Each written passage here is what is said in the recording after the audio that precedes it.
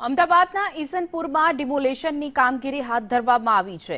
MC road પરના દબાણો હટાવવામાં આવ્યા છે। 22 જેટલા કોમર્શિયલ બાંધકામ હટાવી દેવામાં આવ્યા છે।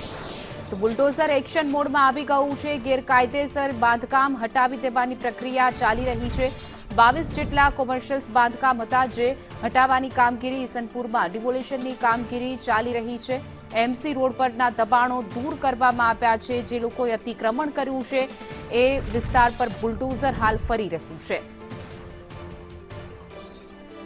અમદાવાદના ઈસનપુરના દ્રશ્યો કે જ્યાં અતિક્રમણ કરનાર વેપારીઓ પર લાલ આંખ કરવામાં આવી છે। કોમર્શિયલ બાંધકામ તોડી પાડવાની કામગીરી હાથ ધરવામાં આવી છે।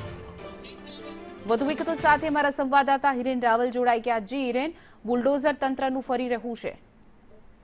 ઈસનપુર વિસ્તારમાં જે દવાખાનું એટલે કે મુકેશ પટેલના દવાખાના આસપાસનો પ્રમુખ અપાર્ટમેન્ટ સુધીનો જે વિસ્તાર છે એમાં 22 જેટલી કોમર્શિયલ બાંધકામો હતા એ ગેરકાયદેસર અને ટ્રાફિકને નડતરરૂપ હતા એને હટાવવાની કામગીરી શરૂ કરવામાં આવી છે। કોર્પોરેશન દ્વારા જરૂરી સામગ્રીનો ઉપયોગ કરી અને આ તમામ જે ગેરકાયદેસર દુકાનો છે ત્યાં 22 જેટલી રોડ રસ્તાને અડચણરૂપ એ હટાવવાની પ્રક્રિયા શરૂ કરવામાં આવી છે। મોટે ભાગે ધાર્મિક દબાણોની સ્થાનોની આસપાસના દબાણો છે એ પણ એમાં હટાવાઈ રહ્યા છે। જી હિરેન, સમગ્ર માહિતી બદલ આપનો આભાર।